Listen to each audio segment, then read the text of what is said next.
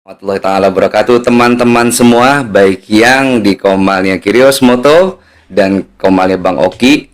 Hari ini kita ketemu dengan Bang Oki. Kita akan membahas masalah Tritunggal dan Tauhid. Dan sebelum kita mulai itu, Bismillahirrahmanirrahim. Inna hamdanillah nahmadu wa nasta'inuhu ala umrudin wa din wa ala alihi wa ashabihi ajmain. Rabbi sori sodri wa yasiri amri walul uqdatan min lisani yafqahu qawli. Asyhadu an la ilaha illallah wa asyhadu anna Muhammadan abduhu wa rasuluh la nabiyya ba'd. Alhamdulillah, kita bertemu lagi semuanya. Kali ini kita akan berdiskusi dengan Bang Oki mengenai tema Tritunggal dan Tauhid. Nah, Tauhid merujuk pada keesaan Allah. Nah, esanya Allah itu dalam apa? Dalam sifatnya, dalam zatnya, dalam penciptaannya. Jadi Allah itu adalah ahad.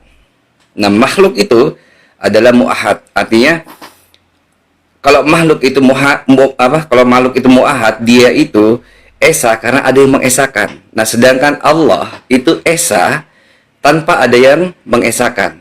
Jadi semua para nabi itu, para utusan Allah itu mengajarkan, memberikan satu konsep dari Allah kepada para utusannya adalah mengajarkan Tuhan yang esa. Nah, ini bisa kita lihat di dalam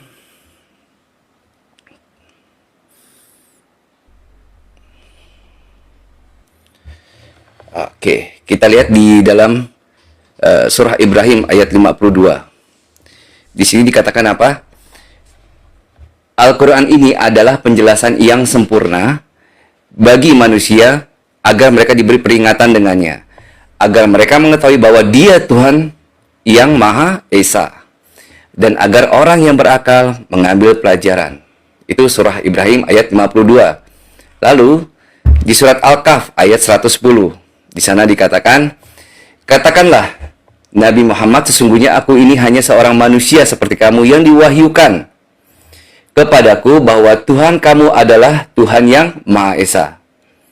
Siapa yang mengharapkan pertemuan dengan Tuhannya, hendaklah melakukan amal soleh dan tidak menjadikan apa dan siapapun sebagai sekutu dalam beribadah kepada Tuhannya. Lanjut, kita akan ke surah Al-Qasas ayat 88. Di sana dikatakan, jangan pula engkau sembah Tuhan yang lain selain Allah. Tidak ada Tuhan selain Dia. Segala sesuatu pasti binasa kecuali zatnya. Segala putusan menjadi wewenangnya dan hanya kepadanya kamu dikembalikan. Nah, para utusan itu mengajarkan mengajarkan bahwa Allah itu esa adanya. Di dalam dirinya itu tidak ada rangkapan maupun di luar dirinya tidak ada rangkapan. Nah, ini dalilnya kita bisa lihat di surah Al-Anbiya ayat 25. Di situ dijelaskan bahwa kami tidak mengutus seorang rasul pun sebelum engkau, Nabi Muhammad, melainkan kami mewahyukan kepadanya bahwa tidak ada Tuhan selain aku, maka sembahlah aku. Jadi para utusan semua, teman-teman, baik dalam nabi-nabi terdahulu maupun nabi terakhir yaitu Rasulullah SAW, itu mengajarkan bahwa Allah itu esa dan tidak ada sekutu baginya, tidak ada sekufu, tidak ada yang sama sekali sederajat dengan Allah. Jadi buat teman-teman di dalam Islam itu sangat memahami bahwa Allah itu esa, sehingga apa? Memudahkan bagi manusia untuk menyembahnya, mengenalnya, karena Allah itu sama sekali tidak membutuhkan bantuan dari hal yang lain. Allah itu tidak bergantung kepada makhluk. Jadi Allah itu tempat bergantungnya makhluk, tempat memintanya segala.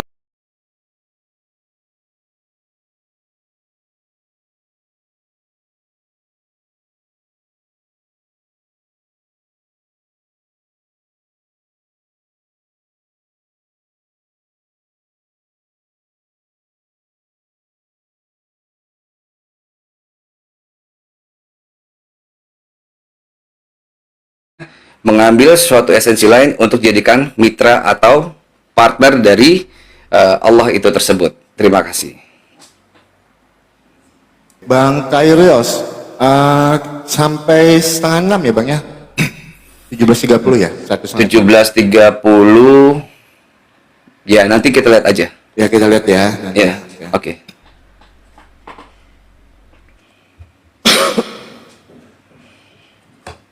Ya, shalom semuanya. Selamat sore. Tuhan Yesus memberkati kita semua. Hidup untuk Kristus, mati adalah sebuah keuntungan.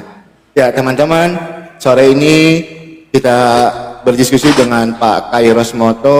Ini diskusi pertama kita dan kita membahas hal yang paling penting di dalam keimanan itu adalah konsep ketuhanan. Ya, saya mau tegaskan dulu. Banyak orang yang mengatakan, orang-orang yang tidak memahami tentang iman kekristenan mengatakan Kristen itu Tuhannya 3. Karena apa? Landasan dasar mereka itu adalah Tritunggal. Berkali-kali saya sampaikan, Tritunggal itu tidak berbicara tentang jumlah, tidak berbicara tentang bilangan, tetapi berbicara tentang kebagaimanaan Allah yang esa itu. Ya, kalau berbicara, apakah orang Kristen tidak mengesahkan Allah? Tidak mengesahkan Tuhan? Jelas dikatakan di dalam Ulangan 6 ayat yang keempat, dengarlah hai orang Israel, Tuhan Allah kita, Tuhan itu esa. Nanti saya tunjukkan buat teman-teman semua, kalau esa itu bukan diartikan sebagai tunggal saja, satu saja, tetapi diartikan sebagai kesatuan. Nanti saya akan tunjukkan datanya buat teman-teman semua kalau memang itu dipertanyakan. Ya, sekarang kita bahas tentang konsep Tritunggal, berbicara tentang kebagaimanaan Allah. Bapa, Putra, dan Roh Kudus, 3 pribadi yang berbeda di dalam satu esensi, hakikatnya satu, tidak dapat dipisahkan, bisa dibedakan, tetapi tidak dapat dipisahkan. Ya, kalau kita berbicara tentang Bapa itu berdiam di dalam terang yang tidak terhampiri. Tidak ada satu orang pun yang dapat melihat Bapa, tidak ada satu orang pun yang dapat mengenal Bapa. Maka dari itu, di dalam Yohanes 1 ayat 14, firman itu telah menjadi manusia dan diam di antara kita. Untuk apa firman itu mengambil rupa manusia? Yohanes 1 ayat 18, untuk menyatakan sang Bapa. Karena jelas di dalam Yohanes 1 ayat yang ke-1, pada mulanya adalah firman, firman itu bersama-sama dengan Allah, firman itu adalah Allah. Berbicara tentang Bapa, berbicara tentang firman. Sekarang kita berbicara tentang roh. Yohanes 4 ayat yang ke-24, Allah adalah roh, barang siapa menyembah Allah harus menyembahnya dalam roh dan kebenaran. Ya teman-teman ya.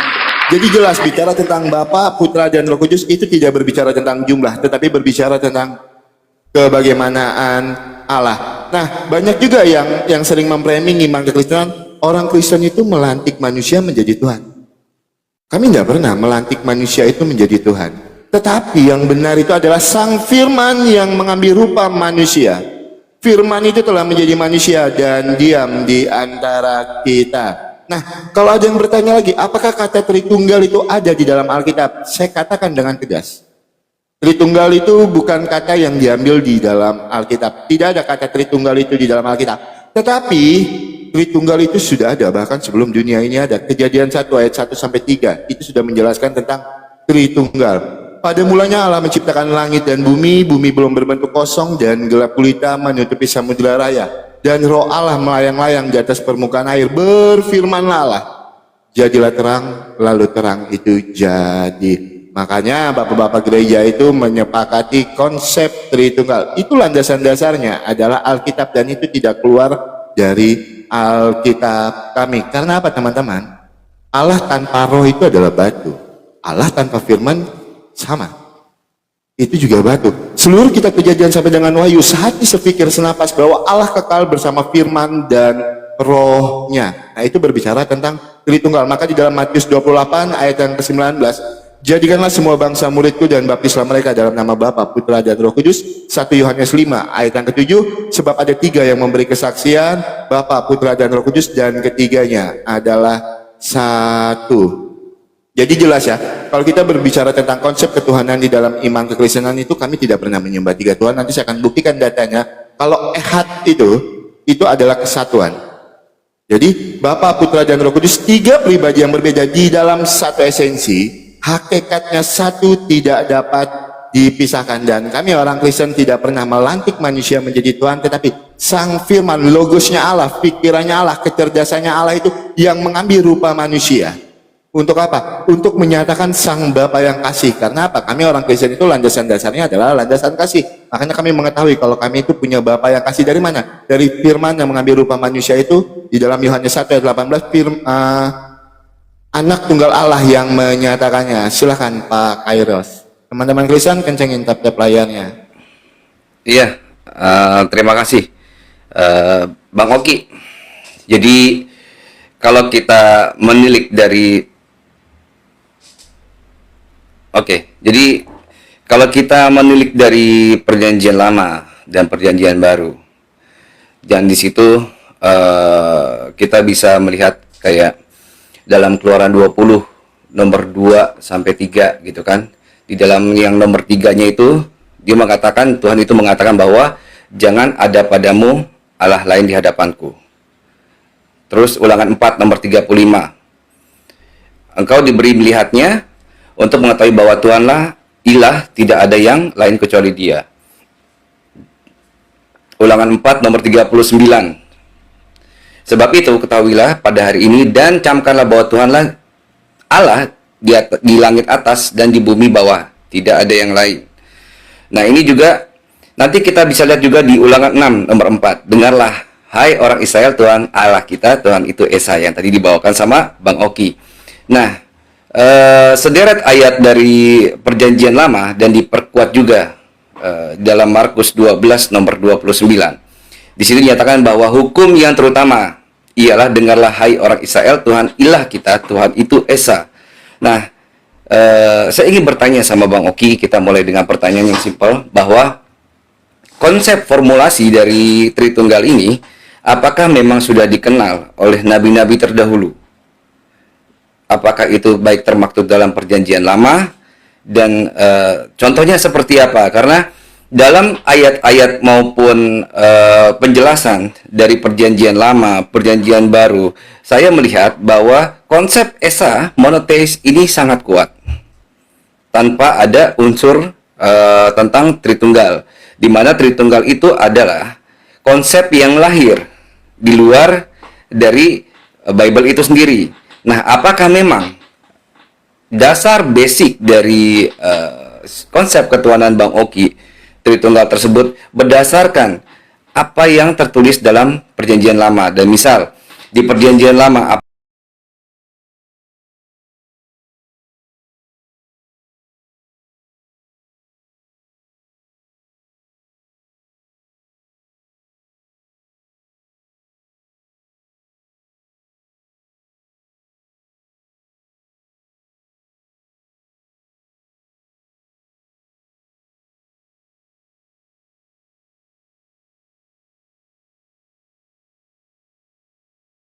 berkata kepada iblis, "Ingatlah iblis, karena ada tertulis, hanya kepada Tuhan ilahmu saja engkau harus menyembah, dan hanya kepada Dia sajalah engkau berbakti." Jadi saya mencatat tadi ada 1 Yohanes 5:7, nanti mungkin bisa saya bahas nanti.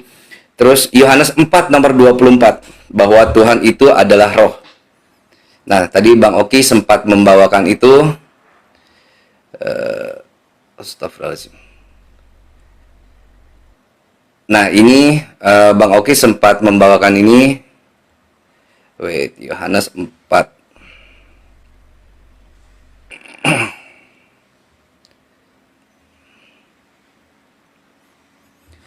Nah, sebentar.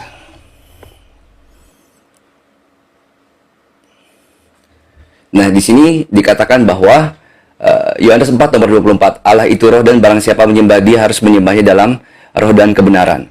Di sini dikatakan dalam Yunaninya, Greeknya dikatakan apa? Pneumahotheos kaitos proskunontas auton en pneumatikai aletheia dei proskunein.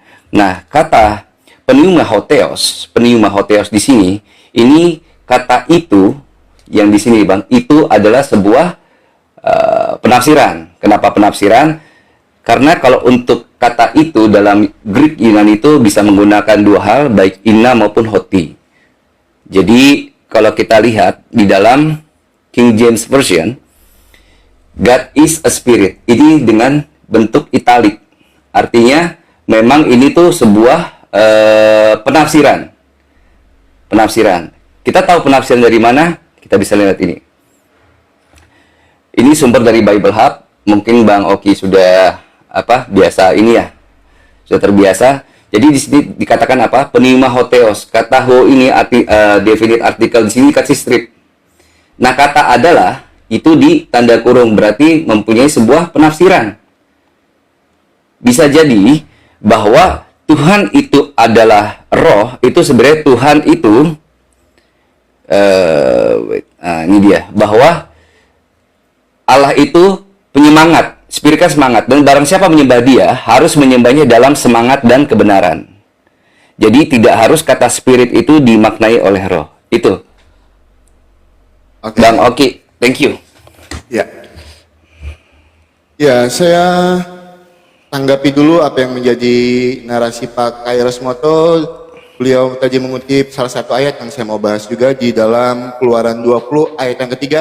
Jangan ada padamu Allah lain di hadapanku. Ingat di situ A-nya adalah A kecil. Saya akan jelaskan maksud Allah lain itu apa. Itu dari pengajaran-pengajaran nabi palsu yang menyuruh kita menyembah Allah lain. Oke, saya tunjukkan datanya. Di mana itu datanya?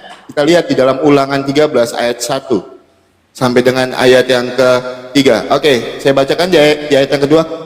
Dari ayat 1 ya. Apabila di tengah-tengahmu muncul seorang nabi atau pemimpi dan ia memberitahu kepadamu suatu tanda atau mujizat, dan apabila tanda atau mujizat yang dikatakan kepadamu itu terjadi dan ia membujuk mari kita mengikuti Allah lain. Dari mana? Dari seorang nabi yang pemimpi ini mengikuti Allah lain yang tidak kau kenal, dan mari kita berbakti kepadanya. Jadi ini jelas adalah ajaran-ajaran nabi palsu di dalam Ulangan 13 ayat yang pertama. Apabila di tengahmu muncul seorang nabi atau seorang pemimpi dan ia memberitahukan kepadamu suatu tanda atau mujizat, dan apabila tanda atau mujizat dikatakan kepadamu itu terjadi dan ia membujuk mari kita mengikuti Allah lain yang tidak kau kenal. Nah, itu berasal dari nabi atau pemimpi ini yang menyuruh kita mengikuti Allah lain yang tidak kau kenal. Maka ada di dalam Keluaran 20 ayat yang keempat, jangan ada padamu Allah lain di hadapanku. Jelas datanya di dalam Alkitab kami.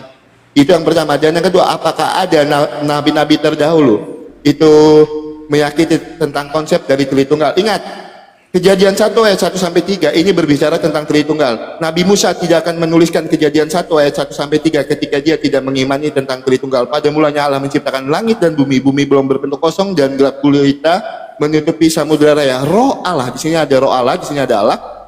Roh Allah melayang-layang di atas permukaan air. Berfirmanlah Allah, jadilah terang, lalu terang itu jadi. Ya, terkait dengan Yohanes 4 ayat yang ke-24, Allah adalah roh. Ya, bukan cuma ayat itu saja yang bisa saya buktikan kalau Allah itu adalah roh. Saya akan buktikan itu bukan sebuah penafsiran. Kita lihat di dalam 2 Korintus 3 ayat yang ke-17. Sebab Tuhan adalah roh, dan di mana dia ada, roh Allah, di situ akan ada kemerdekaan. Jelas dikatakan di dalam 2 Korintus 3 ayat yang ke-17, sebab Tuhan adalah roh, dan di mana ada roh Allah, di situ ada kemerdekaan. Saya boleh tambahkan juga di dalam misalnya di dalam Roma 1 ayat yang ke-20 juga jelas dikatakan seperti itu ya teman-temannya. Jadi itu bukan suatu penafsiran, karena memang apa? Allah adalah roh, barang siapa menyembahnya harus menyembahnya dalam roh dan kebenaran. Ya, saya sudah tanggapi semua apa yang menjadi pertanyaan Bang Kairos Moto masalah Keluaran 20 ayat yang ketiga. Allah lain di situ adalah ketika ada nabi dan pemimpi yang menyuruh kita menyembah Allah lain. Nah, itu yang dikatakan, maka jangan ada padamu Allah lain di hadapanku. Ulangan 13 ayat 1 sampai dengan yang kelima. Pertanyaan saya dengan Bang Kairos Moto. Agama Islam itu muncul di abad 610 sampai dengan 637 sebelum Masehi. Itu munculnya pertama Islam itu di Jazirah Arab. Yang saya minta bukti eksistensi Allahnya Bang Kairos sebelum Islam itu dan Al-Quran itu muncul di abad ke-7. Itu yang pertama. Yang kedua, saya mau bertanya juga di dalam Al-Ma'arij, sebentar ya, surat ke-70 ayat yang ke-40. Quran 70 ayat yang ke-40. Saya tunjukkan data dan dalilnya.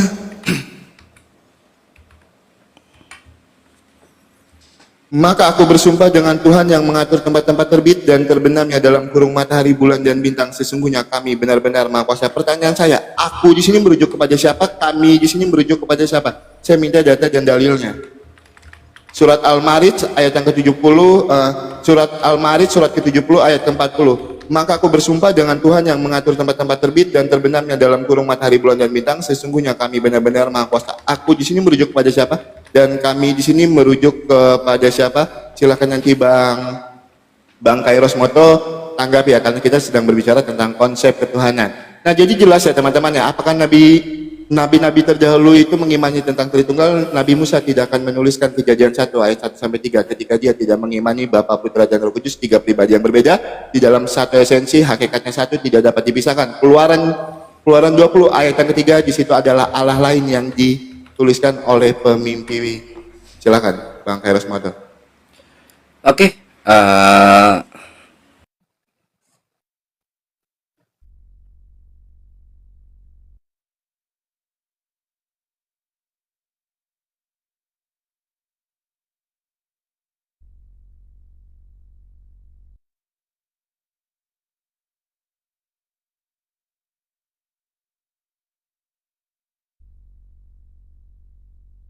Suaranya hilang Bang, suaranya Bang. oh, baik Bang Oki. Tadi pertanyaannya mengenai eksistensi Allah itu sebelum abad ke-7. Jadi ini jawabannya di suratul Al-Baqarah ayat 133. Di sini dikatakan am kuntum syuhada langsung aja ya. Jadi, apakah kamu hadir menjadi saksi menjelang kematian Yakub ketika dia berkata kepada anak-anaknya, apa yang kamu sembah sepeninggalku? Mereka menjawab, kami akan menyembah Tuhanmu dan Tuhan nenek moyangmu. Siapa aja? Ibrahim, Ismail, dan Ishak, yaitu Tuhan yang Maha Esa, dan hanya kepadanya kami berserah diri. Di situ katakan lagi, nanti di ayat 134, di situ dikatakan, itulah umat yang telah lalu. Baginya apa yang mereka usahakan dan bagimu apa yang telah kamu usahakan. Kamu tidak dimintai pertanggungjawaban tentang apa yang telah mereka kerjakan. Dalam ayat 135, di situ dikatakan, mereka berkata, jadilah kamu penganut Yahudi atau Nasrani, niscaya kamu mendapat petunjuk. Katakanlah tidak, akan tetapi kamu mengikuti milah Ibrahim yang lurus, dan dia tidak termasuk orang-orang yang musyrik. Jadi eksistensi Allah itu sudah ada pada zaman nabi-nabi terdahulu. Dan tadi dikatakan surah Al-Ma'arij ayat 40,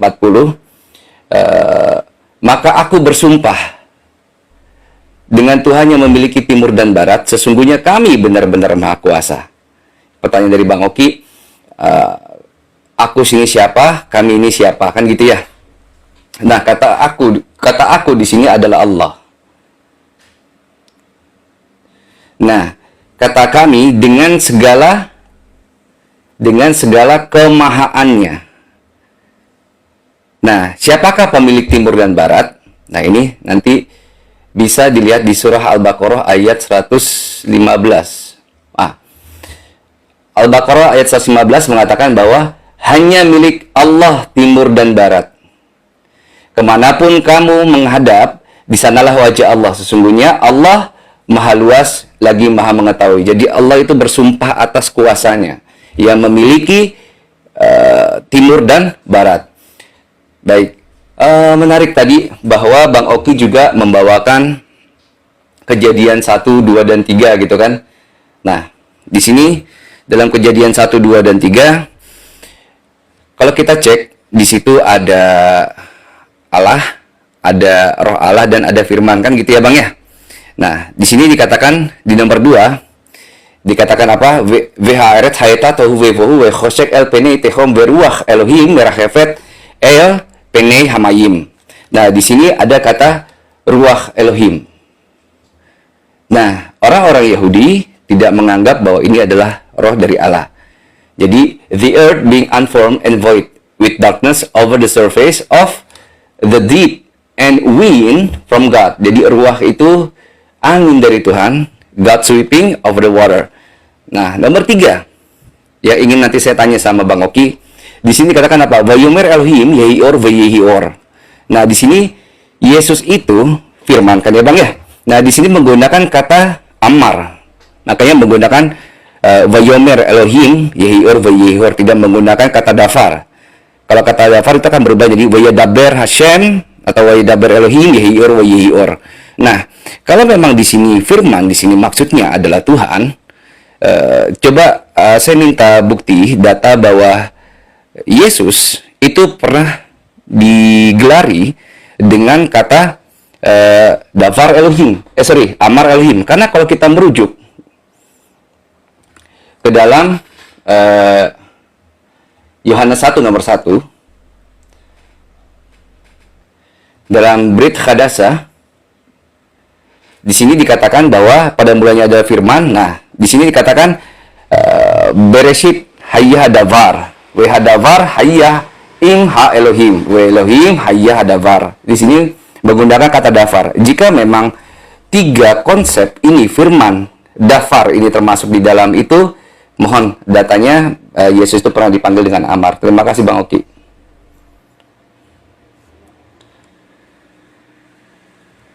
Oke.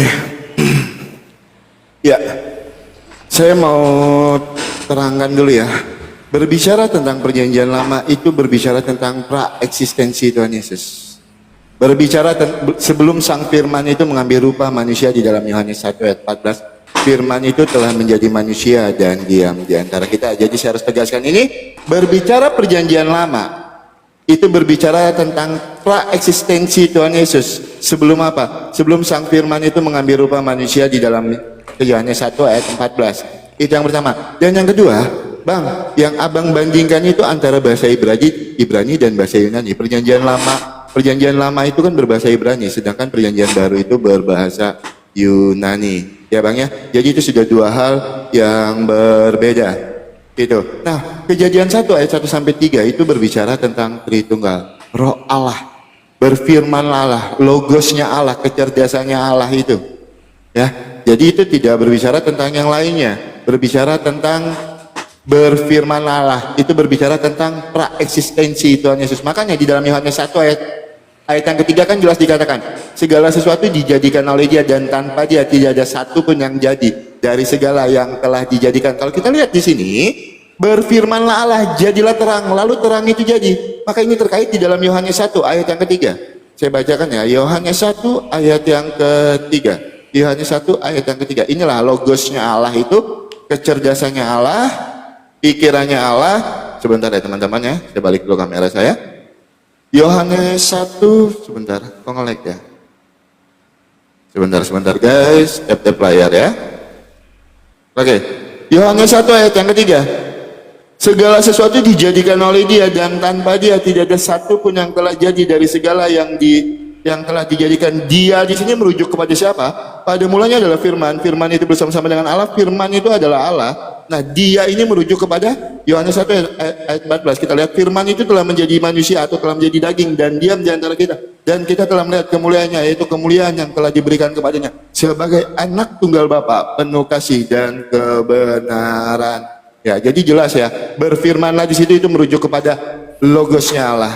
Itu ya, kecerdasannya Allah. Maka di dalam Yohanes 1 ayat ketiga kan jelas dikatakan ya, berfirmanlah Allah, jadilah terang, lalu terang itu jadi. Segala sesuatu dijadikan oleh Dia dan tanpa Dia tidak ada yang jadi dari segala yang telah dijadikan.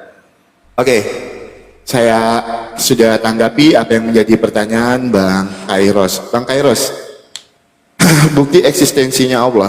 Abang tadi bilang di dalam Al-Baqarah 133 ya. Al-Baqarah 133 kita bacakan.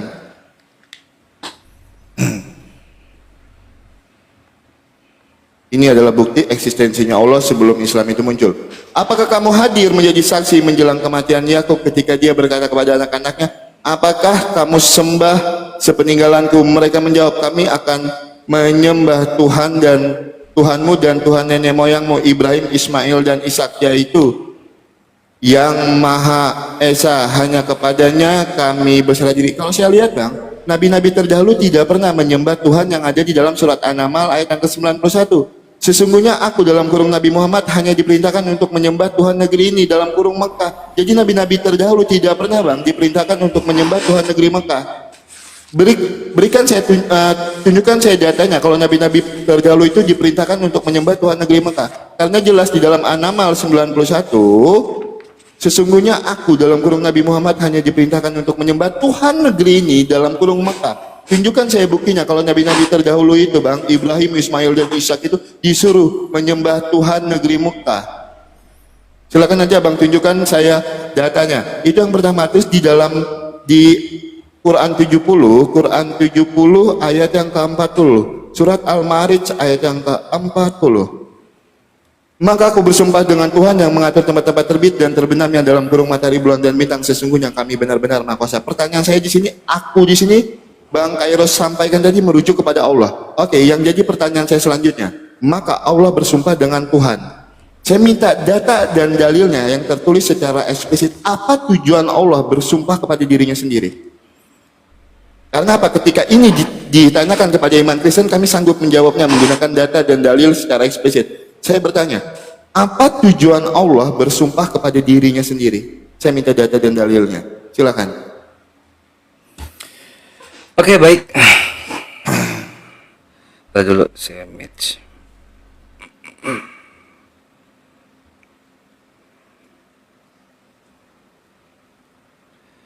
Gimana match? Oh, ini oke. Jadi apa fungsinya Allah itu bersumpah dengan gelarnya dia. Jadi Allah itu adalah Rabbil Alamin. Artinya Tuhan segala alam, pemilik segala alam, otoritas segala alam. Jadi Allah itu bersumpah dengan kebesaran yang dia miliki, bahwa dia mengukuhkan bahwa dia satu-satunya Rabb, dia satu-satunya Tuhan di dunia ini.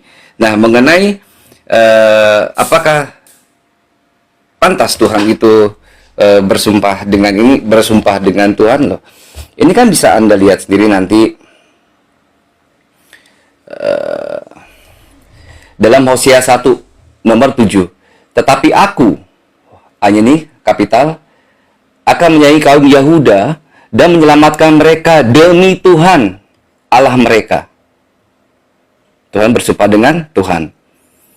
Aku akan menyelamatkan mereka bukan dengan panah atau pedang, dengan alat perang atau dengan kuda dan orang-orang berkuda. Jadi itu sebenarnya ada loh, di tempatmu juga ada.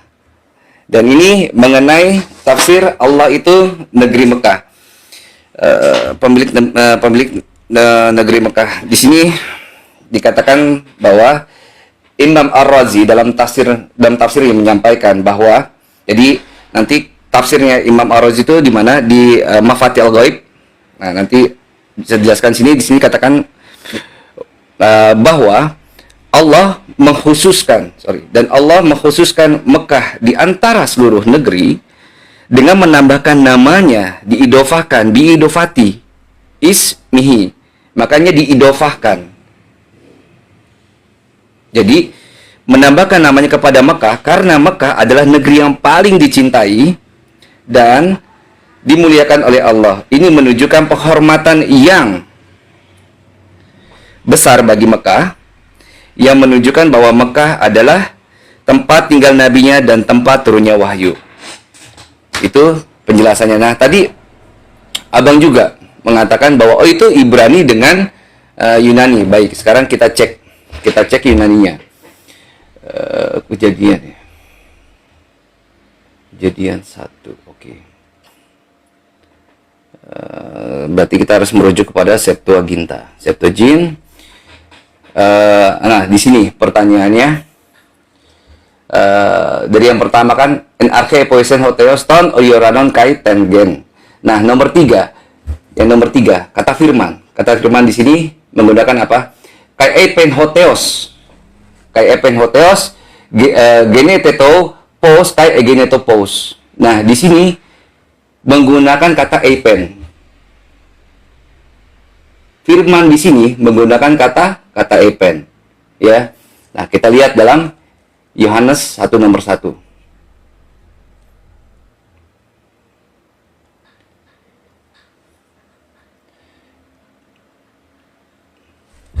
Nah, ya pada Yohanes 1 nomor 1, en archei en hologos kai hologos en proston theon kai theos en hologos. Di sini menggunakan kata logos. Nah, Bang Oki menjelaskan bahwa kejadian 1, 2, dan 3 itu, sebentar saya balik dulu kameranya Bang ya. Bahwa kejadian 1, 2, dan 3 itu merujuk bahwa disitulah ketritunggalan. Di situ ada Allah. Di situ juga ada Roh Allah yang tadi belum dibantah sama Bang Oki mengenai kata ruah tersebut diartikan roh, sementara Yahudi itu mengartikan bahwa itu adalah angin. Dan di situ juga ada firman. Kalau kita cek dalam Ibrani itu menggunakan kata dasar amar. Dalam Yunani-nya menggunakan kata epen. Nah, sedangkan Yesus itu logos, dia menggunakan kata logos, tidak menggunakan epen, kecuali memang Bang Oki bisa menunjukkan saya satu data bahwa epen itu sama dengan logos. Nanti Bang Oki bisa tampilkan ke saya, mungkin kamus leksikografinya di mana. Dan pertanyaannya, apakah Elohim itu adalah jamak? Mengingat dia menggunakan kata huruf yud dan mem itu sebagai plural. Apakah di situ jamak? Thank you.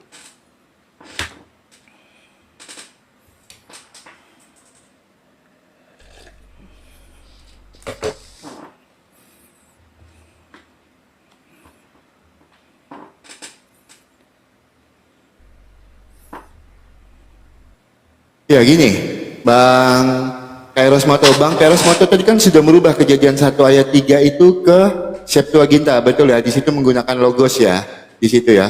Epen. Epen, oke. Di situ menggunakan epen di dalam Septuagintanya. Tapi kalau kita lihat Bang, ini ya saya tunjukkan kepada abangku. Makanya kalau kita ingin menafsirkan Alkitab itu seperti ini Bang. Kita lihat ya, ini sebenarnya kita malah lari ke kritik teks ya teman-teman ya, tapi tidak apa-apa lah. Itu. Sebentar saya tunjukkan dulu Alkitab Sabda. Oke Bang. Makanya saya katakan kepada abang ya, kita buka dulu di dalam Kejadian 1. Di dalam Kejadian 1 ayat yang ketiga. Kejadian 1 ayat yang ketiga. Oke, kita tampilkan ya teman-teman ya. Oke. Kejadian 1 ayat yang ketiga, berfirmanlah Allah, jadilah terang, lalu terang itu jadi. Nah, abang katakan, oh loh, ini tidak merujuk kepada firman yang telah menjadi manusia itu. Firman di sini bukan kepada pribadi Yesus. Karena apa? Abang menggunakan Septuaginta tadi. Tapi kalau kita lihat Bang, di dalam kejadian sebentar teman-teman. Aduh, kena report saya, kena pelanggaran lagi. Yohanes 1 ayat yang ketiga, lihat, segala sesuatu dijadikan oleh Dia, dan tanpa Dia tidak ada satupun yang telah jadi dari segala yang telah dijadikan. Jelas dikatakan Bang. Jadi firman di situ itu merujuk kepada pribadi Yesus. Nah, kalau abang bicara tentang angin Bang, memang ada yang pernah melihat roh Bang? Memang adakah orang yang pernah melihat roh? Itu jadi itu tidak merubah arti dari makna sesungguhnya Bang. Kalau di situ menggunakan angin juga emang ada yang pernah melihat roh. Itu. Ya, kan roh itu kan tidak terlihat abangku. Kalau memang ada roh yang terlihat bisa tunjukkan kepada saya. Ya, Bang Kairos Moto. Oke, ketika saya bertanya kepada Bang Kairos Moto, ketika saya bertanya dengan Bang Kairos Moto ya, Bang, apa tujuan Tuhan Abang bersumpah kepada dirinya sendiri? Saya sudah sampaikan tadi. Kalau saya ditanya di dalam Alkitab, saya sanggup menjelaskannya secara eksplisit. Tertulis secara eksplisit apa tujuan Allah kami bersumpah kepada dirinya sendiri. Saya bisa tunjukkan itu secara eksplisit. Ketika saya tanya ke kitab abang, yang abang dari tadi memprotes kejadian 1 ayat 1 sampai 3, terus di dalam kejadian 1 ayat 3, kenapa abang gunakan Hosea untuk menjawab pertanyaan saya? Apakah Al-Quran tidak sanggup menjawabnya, Bang? Bukankah Al-Quran itu menjelaskan segala sesuatunya secara terperinci? Kalau abang bertanya dengan saya sudah sampaikan di awal. Apa tujuan Allah kami bersumpah kepada dirinya sendiri? Saya bisa tunjukkan datanya secara eksplisit. Ibrani, sebentar ya. Di dalam Ibrani 6 ayat yang ke-13. Sebentar. Ibrani 6 ayat yang ke-13. Nih, saya bisa tunjukkan datanya, Bang. Secara eksplisit. Sebab ketika Allah memberikan janjinya kepada Abraham, ia bersumpah demi dirinya sendiri. Untuk apa dia bersumpah demi dirinya sendiri ini? Karena tidak ada orang yang lebih tinggi daripadanya. Jelas Alkitab menjawab itu. Nah, ketika saya bertanya kepada abang, kenapa Allah abang bersumpah kepada dirinya sendiri? Kenapa abang ambil kitab Hosea, Bang? Kenapa ngemis-ngemis di Alkitab Kristen? Sedangkan saya dari tadi menjawab pertanyaan abang, saya tidak mengemis dari Al-Quran untuk menjawab pertanyaannya. Saya gunakan Alkitab saya untuk menjawab pertanyaan abang. Saya tidak akan lari dari pertanyaan saya, Bang. Tunjukkan saya datanya secara eksplisit. Apa tujuan Allah abang bersumpah kepada dirinya sendiri? Karena apa? Kalau abang bertanya Alkitab, Alkitab sanggup menjelaskan itu. Allah kami bersumpah kepada dirinya sendiri. Kenapa? Karena memang tidak ada yang lebih tinggi daripadanya. Alkitab menjawab secara eksplisit, tertulis. Nah, saya minta di dalam Al-Quran maupun hadis abang, silahkan tunjukkan. Apa tujuan Allah abang bersumpah kepada dirinya sendiri? Ya, itu yang pertama. Dan yang kedua, abang juga tidak menunjukkan data secara eksplisit untuk saya. Adakah nabi-nabi terdahulu itu menyembah Allah negeri Mekah? Saya bukan bertanya kenapa Allah itu disembah di negeri Mekah. Yang saya minta datanya secara eksplisit tertulis di mana nabi-nabi terdahulu menyembah Allah negeri Mekah. Itu yang saya tanya. Silakan abang tunjukkan datanya secara eksplisit. Nah, terkait dengan Kejadian 1 ayat 1 sampai 3, Bang, saya sampaikan itu tadi. Berfirmanlah Allah. Segala sesuatu kan dijadikan oleh firman ini, Bang, logos, dan itu tidak merubah arti. Ketika abang katakan di situ roh di situ adalah angin, emang roh ada yang bisa dilihat, Bang? Tidak ada. Itu tidak merubah arti juga. Silakan, abang.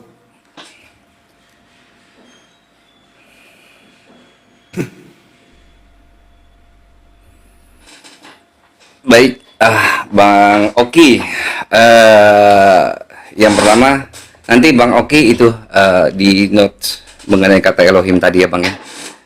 Itu boleh penjelasan mengenai kata Elohim. Terus yang kedua, Bang Oki bertanya surah Al-Ma'arij ayat 40. Nah, aku bersumpah dengan Tuhan yang memiliki timur dan barat. Sesungguhnya kami benar-benar maha kuasa. Tujuannya apa? Dia bersumpah dengan gelar Tuhan yang memiliki timur dan barat. Dijelaskan nanti dalam surah Al-Baqarah ayat 115. Jadi dalam surah Al-Baqarah ayat 115, siapa sih pemilik langit dan bumi? Siapa sih yang memiliki timur dan barat? Nah, ini.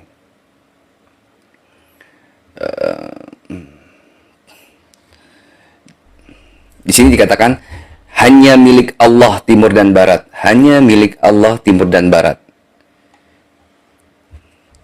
Jadi Allah itu bersumpah dengan gelar yang maha kuasa karena tidak ada satu makhluk pun yang mampu untuk menciptakan timur dan barat. Hanya Allah yang mampu untuk melakukan hal tersebut. Baik, sama ini Bang Oki,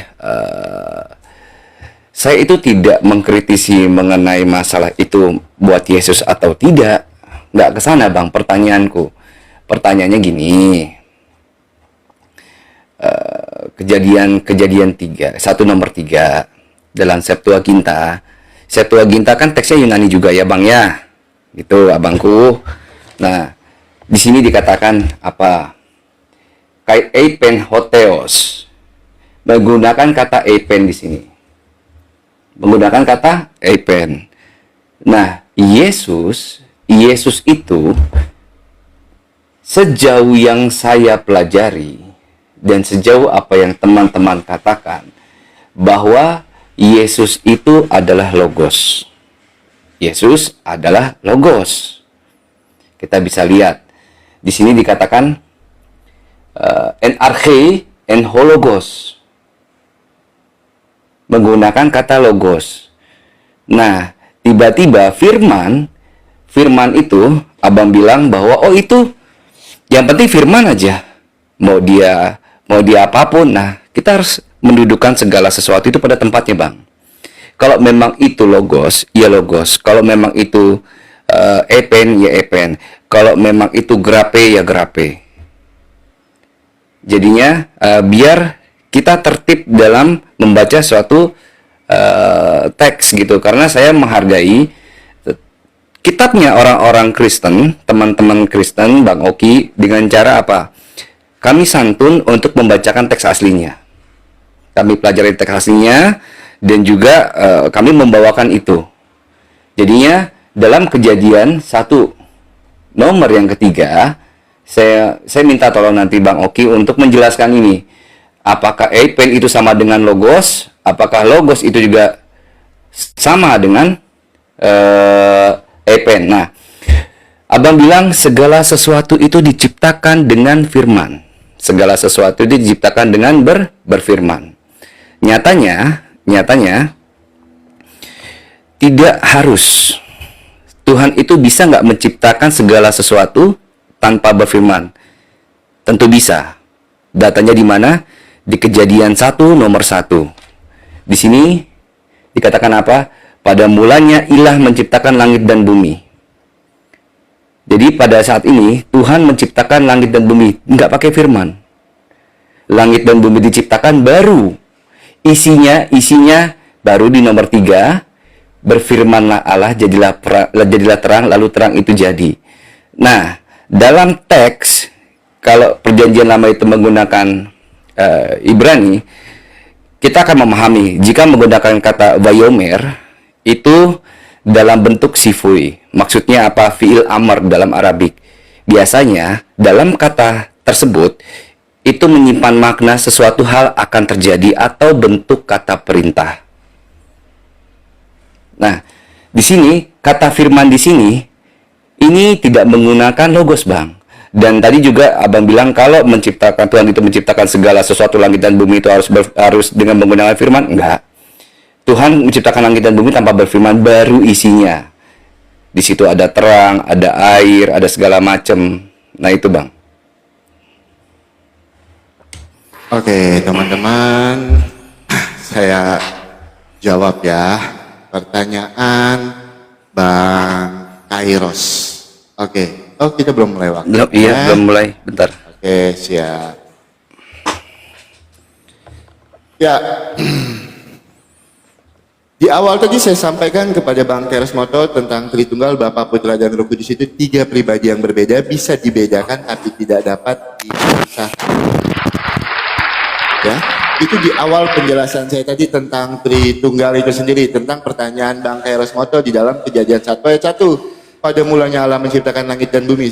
Seperti yang saya sampaikan di awal tadi, Bapa, Putra, dan Roh Kudus 3 pribadi yang berbeda ini dalam satu esensi. Hakikatnya satu, tidak dapat dipisahkan. Nah, masalah kata Elohim tadi itu adalah jamak. Nanti saya buktikan, Bang ya. Saya buktikan kepada Abang, arti kata ehad itu bisa dipahami dengan kesatuan. Saya buktikan menggunakan data, bukan berbicara tentang satu atau tunggal. Yang penting Tuhan saya satu, saya masuk surga. Enggak. Ehad atau kesatuan ini, ehad satu atau kesatuan ini nanti saya tunjukkan data dan dalilnya dengan Bang Kairos Moto. Oke, sekarang saya jawab ya dari pertanyaan Bang Kairos Moto tentang penggunaan kata amar. Ingat, kenapa di sini menggunakan kata amar, Bang? Di sini digunakan kata amar karena ini adalah perintah Allah saat menciptakan alam semesta. Tapi ini juga kan bisa diartikan kalau Abang lihat amar di sini, berkatalah atau firman. Kan banyak, Bang, yang bisa dipahami, Bang. Nah, kenapa di sini menggunakan amar? Karena di sini adalah menggambarkan perintah Allah saat menciptakan alam semesta, dan ini juga bisa diartikan sebagai firman. Makanya di dalam Yohanes 1 ayat 14, kalau Bang lihat di sini, Bang, Yohanes 1, sebentar ya. Yohanes 1, sebentar. Yohanes 1 ayat yang ke-14.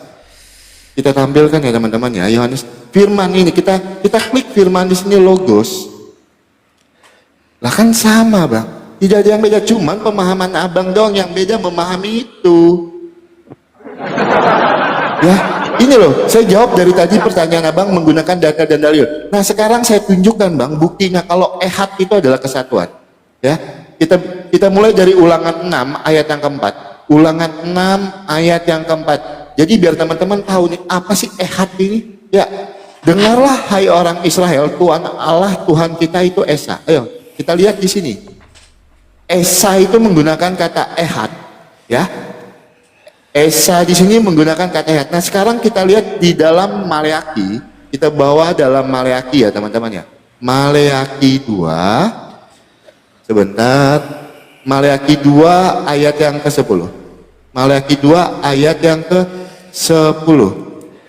Sebentar kita tampilkannya. Oke, Maleaki 2 ayat yang ke-10. Bukankah kita sekalian mempunyai satu Bapa, bukankah satu Allah menciptakan kita, lalu mengapa kita berkhianat satu sama lain dengan demikian menajiskan perjanjian nenek moyang kita? Ayo kita lihat di sini. Mempunyai satu Bapa. Oke. Kita lihat ya teman-teman ya, kita klik ya. Nah, di sini juga menggunakan kata ehad. Nah, sekarang saya akan buktikan dengan Bang Kairos Moto kalau ehad itu adalah kesatuan. Di mana datanya? Kita lihat di Maleaki 2 ayat yang ke-15. Maleaki 2 ayat yang ke-15. Kita tampilkan ya teman-teman ya. Oke, Maleaki 2 ayat yang ke-15. Bukankah Allah yang Esa itu menjadikan mereka satu daging dan roh? Dan apakah yang dikehendaki kesatuan? Ya, kesatuan ya. Kalau kita klik kesatuan di sini apa? Ehad, selamat datang di kebenaran. Ini. Jadi saya menjawab dari tadi menggunakan data, Bang Kairos Moto. Nah, Bang Kairos Moto, Kaget saya. Bang Kairos Moto tidak menjawab pertanyaan saya pakai data. Mana datanya? Saya bisa buktikan kalau ehad di situ adalah kesatuan, tidak satu toh. Yang penting Tuhan saya satu, saya masuk surga. Enggak. Pahami arti kata ehad atau esai itu adalah kesatuan. Makanya 3 pribadi yang berbeda di dalam satu esensi, hakikatnya satu tidak dapat dipisahkan. Saya jawab pakai data dari tadi. Tolong jawab pakai data pertanyaan saya. Buktikan secara eksplisit. Ketika nabi-nabi terdahulu itu menyembah Tuhan negeri Mekah, mana tertulisnya? Terus kenapa Tuhanmu bersumpah kepada dirinya sendiri? Mana datanya? Yang saya minta secara eksplisit, seperti saya menjawab secara eksplisit yang tertulis. Mana? Ya kalau memang mau lari di dalam Kejadian 1 ayat 1 masalah penciptaan, kita akan lari lagi nanti ke masalah pencipta. Itu saya akan bawakan datanya di situ. Karena ini juga masih terkait dengan konsep ketuhanan. Tapi saya cuma minta datanya Bang secara eksplisit. Apa tujuan Allah Bang bersumpah kepada dirinya sendiri? Kalau Alkitab sanggup menjelaskan itu, Ibrani 6 ayat 13, karena tidak ada yang lebih tinggi daripadanya, maka dia bersumpah kepada dirinya sendiri. Mana tujuannya? Silakan. Tadi belum.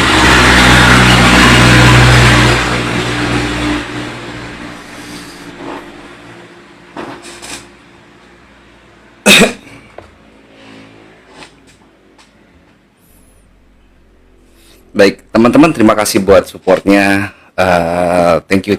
Terima kasih, jazakumullah khair. Tadi Bang Oki bilang pemahaman saya aja yang berbeda dengan Bang Oki. Bang Oki sudah membenarkan kata-kata saya yang pertama bahwa amar itu bentuk perintah. Amar itu bentuk perintah. Eipen itu bentuk perintah. Sedangkan logos itu bukan bentuk perintah. Nah, jangan mentang-mentang diterjemahkan itu firman-firman lalu kita mengiyakan Kejadian 1, 2 dan 3. Itu ada 3, di sana ada 3 pribadi. Ada Allah, ada anginnya Allah, atau yang diterjemahkan sama teman-teman Kristen ini adalah rohnya Allah. Dan yang ketiga juga di situ ada firman. Nah, firman ini yang harus kita sama-sama simak. Apakah firman ini berbentuk logos, berbentuk eipen, berbentuk grape, berbentuk rema, atau berbentuk apa? Dan ternyata itu berbentuk dalam Yohanes 1 nomor 1 itu berbentuk logos, Kejadian 1 nomor 3 itu berbentuk dengan eipen. Itu sudah jelas berbeda. Itu yang pertama. Yang kedua, Esa itu kesatuan. Selamat datang di kebenaran. Terima kasih. Sekarang kita lihat.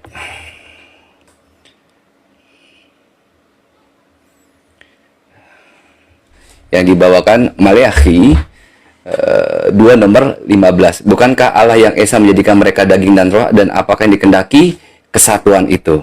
Kesatuan kan? Di sini menggunakan kata echad. Kita lihat Maleaki 2 nomor 15. Maliaki 2 nomor 15. Sebentar. Di sini dikatakan apa? Maliaki 2 nomor 15 dikatakan bahwa velo echad asa usar ruach lo omah ha echad mevaches zera Elohim unismartem beduchachem uveaset beurecha al yivahot. Nah, menggunakan kata echad juga, ya. Tapi sayangnya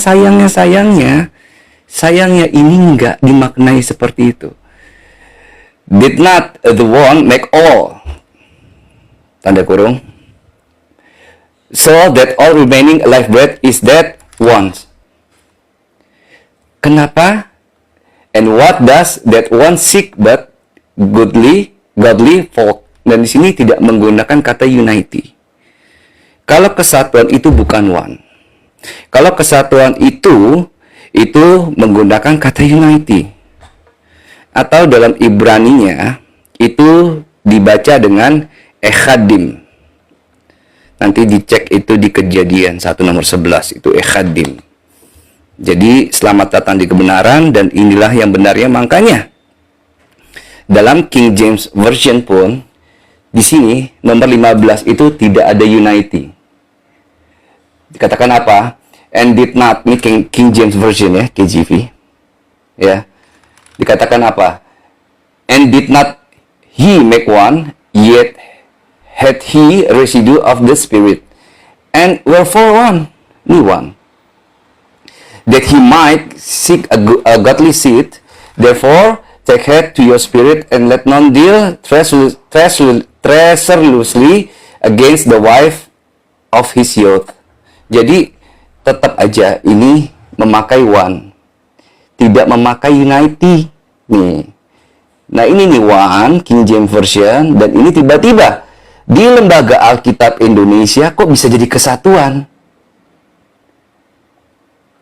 Kalau misalnya kesatuan itu tidak menggunakan kata echad. Sebentar, saya balik dulu kameranya.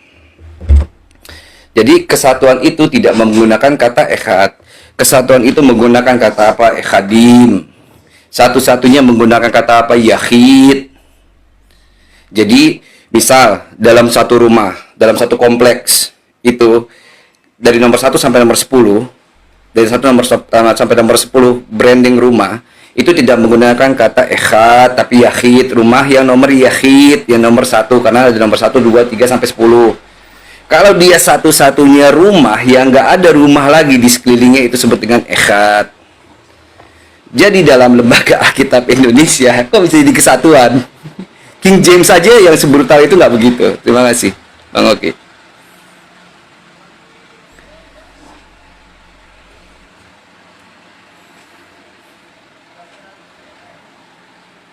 Jadi Al-Quranmu nggak dipakai dari tadi. Pertanyaan saya nggak dijawab dari tadi. Jadi kita cuma mau diskusi satu arah aja. Ya nggak apa-apa kalau memang satu arah, ya bilang saja saya tidak memahami iman saya. Ayo kita diskusi satu arah saja, biar jelas. Saya dari tadi menunjukkan data ehad itu adalah satu kesatuan. Di situ tidak menggunakan unity. Makanya pahami arti kata ehad itu esa, satu kesatuan.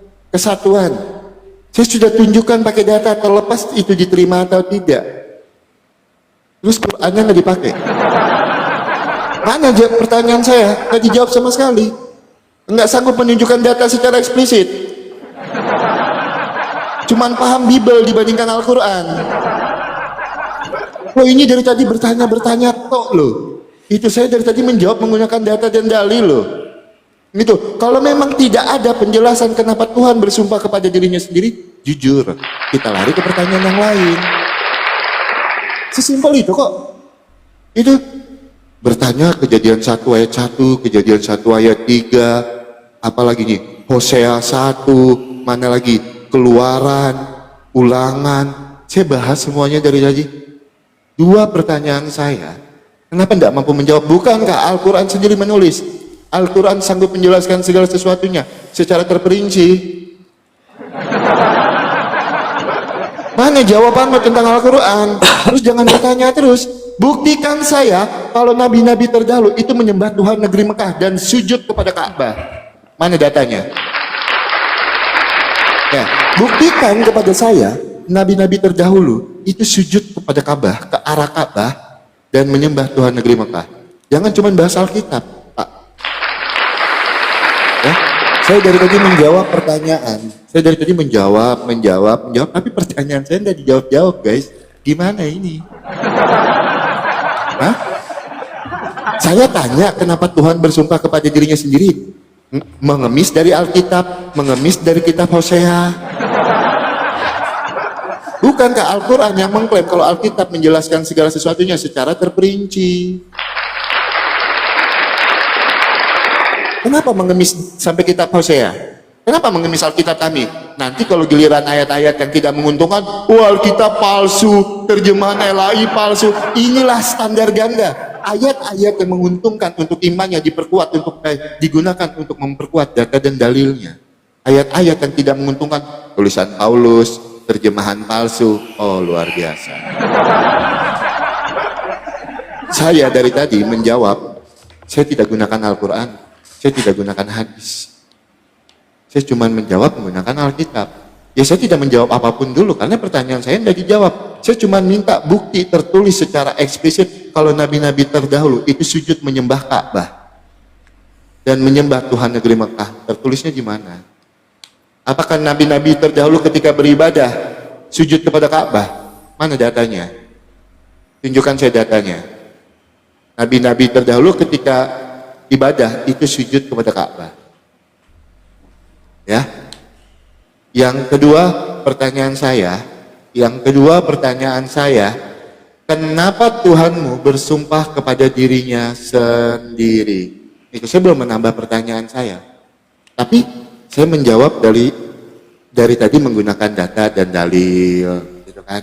Menggunakan kata ehad itu kesatuan seperti apa, terlepas mau diterima atau tidak, ya silakan. Nah, terus juga tadi ngomong, loh Oki membenarkan kalau berfirmanlah di situ menggunakan perintah. Lo memang betul. Di situ kan perintah, berfirmanlah Allah. Makanya di situ menggunakan amar. Nah, ketika firman itu telah menjadi manusia, logos itu telah menjadi daging, maka dia menggunakan kata logos. Di situ firman itu telah menjadi daging, maka di situ menggunakan kata logos. Lo memang berbeda.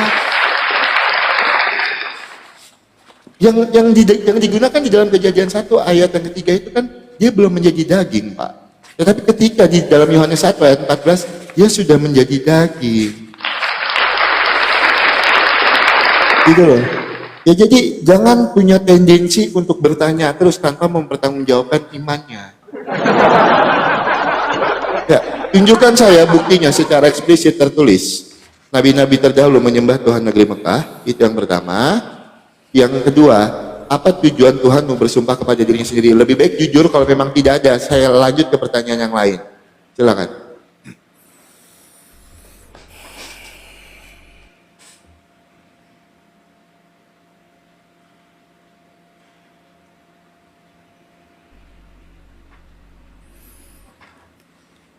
Oke. Jadi sebenarnya pun dari tadi sudah dijawab. Allah itu bersumpah terhadap Tuhan lain.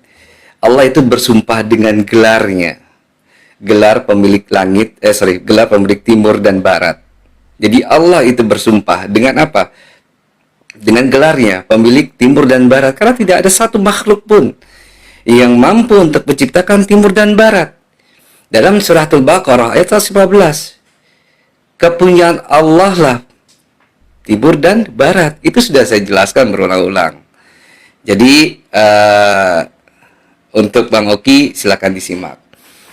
Dan yang kedua mengenai ehad itu adalah kesatuan. Loh, kalau kesatuan itu Bang, gimana sih ya? Tadi menggunakan kata maliahi, menggunakan maliahi. Nah ini sorry, nah ini 11. Oke.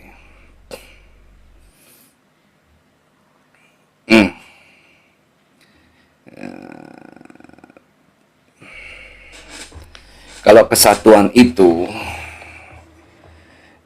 itu tidak menggunakan kata ehad. Sebentar, saya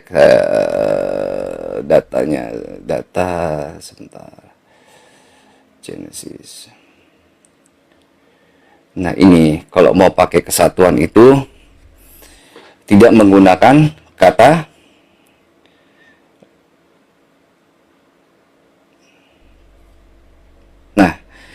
ini bisa lihat dalam Genesis atau Bereshit, Sefer Bereshit yang 11, nomor yang pertama. Yang tadi saya bilang, di sini menggunakan kata apa?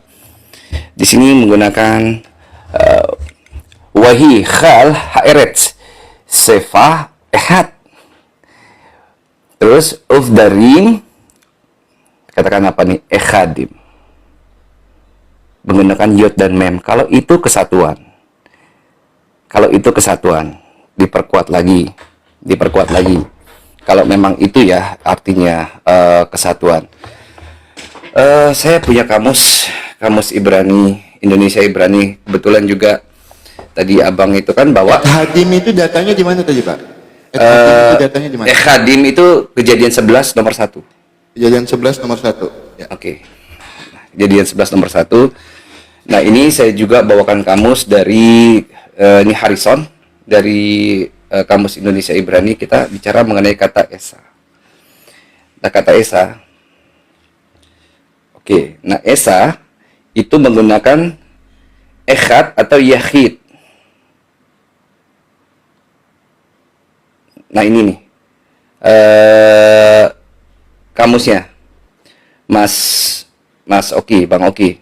Nah, ini Esa itu echad, ini echad atau yahid. Itu artinya Esa. Jadi yang namanya kesatuan itu menggunakan kata echadim, tidak menggunakan kata echad.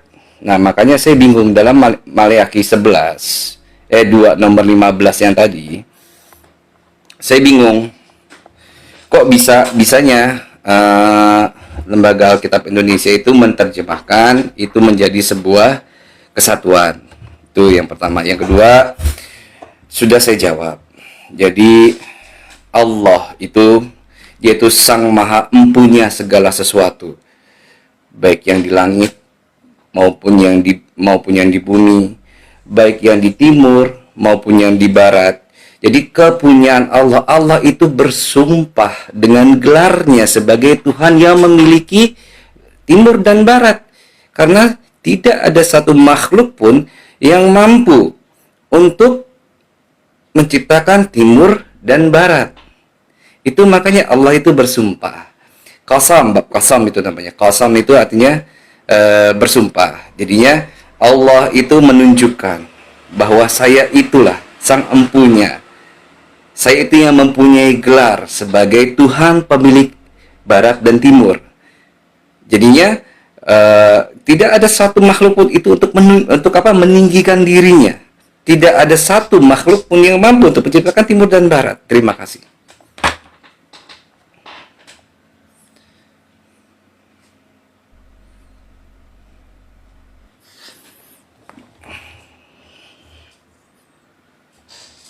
Oke, teman-teman, inilah ya teman-teman ya.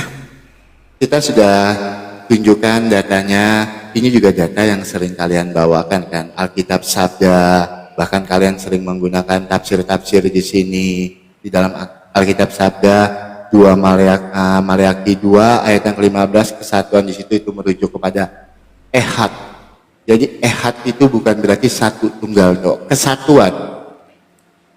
Itu. Nah, masalah kata ahadim Echadim. Echadim itu kan bentuk jamak yang mengacu pada jumlah yang lebih sedikit. Harus paham itu. Echadim itu bentuk jamak yang mengacu pada jumlah yang lebih sedikit.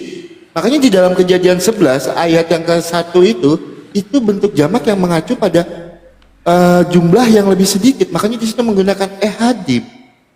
Itu loh. Nah, kalau di dalam 2 Maleakhi 2 ayat yang ke-15 kan jelas. Ini kan data yang sering kalian bawakan juga. 2 Maleakhi 2 Maliaki 2 ayat yang ke-15, kesatuan di situ itu adalah ehad. Makanya saya sampaikan, 3 pribadi yang berbeda ini di dalam satu kesatuan gitu loh. Nah, gini. Terus juga itu saya sudah jawab ya, belum ada pertanyaan yang lain lagi. Bang Kairos tadi cuma menanggapi apa yang menjadi jawaban saya. Jadi gini, Bang Kairos harus paham ya Bang ya. Sebentar kita buka dulu ya teman-teman ya. Sebentar. Ini Kejadian 1 ayat yang saya lanjutkan dulu ya.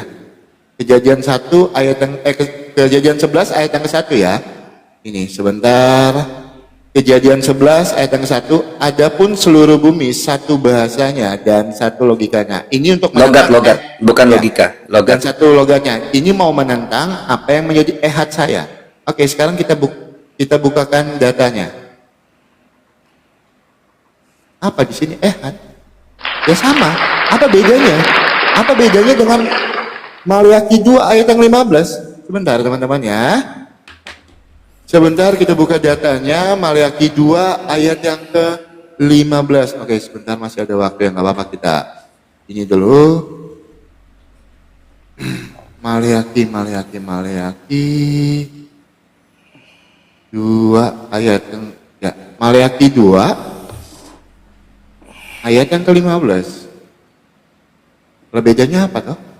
Ini satu kesatuan. Lah bedanya apa? Di sini menggunakan kata ehad juga kan?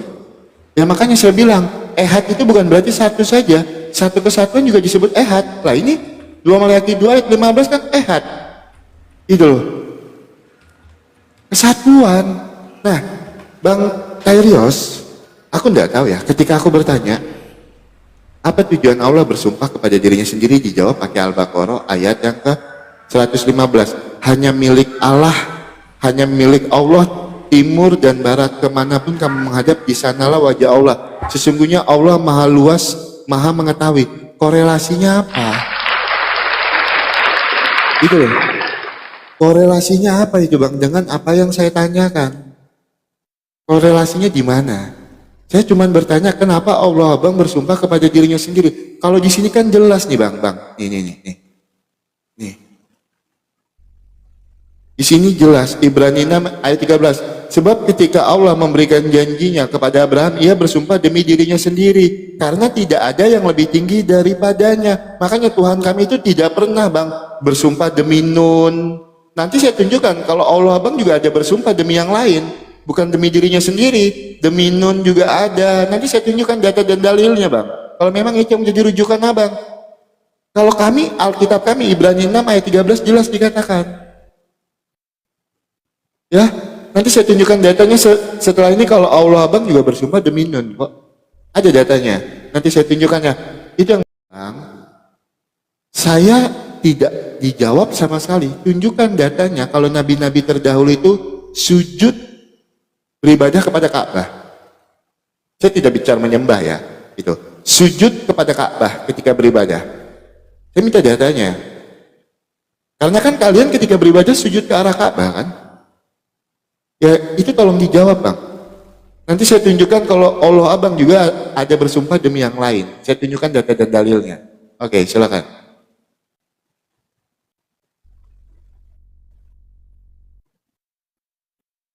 Sebentar Bang Kairos Moto, ini udah jam 17.18, Abang ambil 5 menit, saya ambil 10 menit, nanti Abang closing statement lagi ya. Saya Boleh. menanggapi. Oke, Jadi silakan. Nanti saya menanggapi saya ambil Bang 10 Oki. menit. 10 menit. Bang Oki 10 menit. 5 menit sama closing statement, terus Abang closing statement lagi di terakhir, jadi sama pembagiannya. Seperti itu. Oke. Oke, lanjut.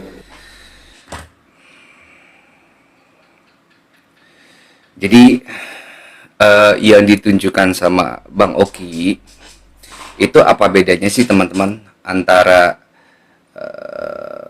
nah sayangnya Bang Oki ini tadi kan sempat menunjukkan yang ini ya. Tunggu.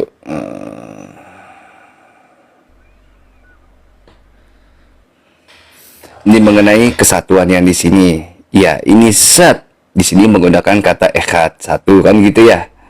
Ini kesatuannya, echad itu kan, ya, yang diambil sama Bang Oki. Nah, bedanya apa sih? Loh, kejadian 11 nomor 1 pun kan sama seperti ini. Nah, bedanya gini. Nah, ini teman-teman, yang membedakan adalah yud dan mem. Yud dan mem di sini sebagai apa? Sebagai bentuk nanti plural.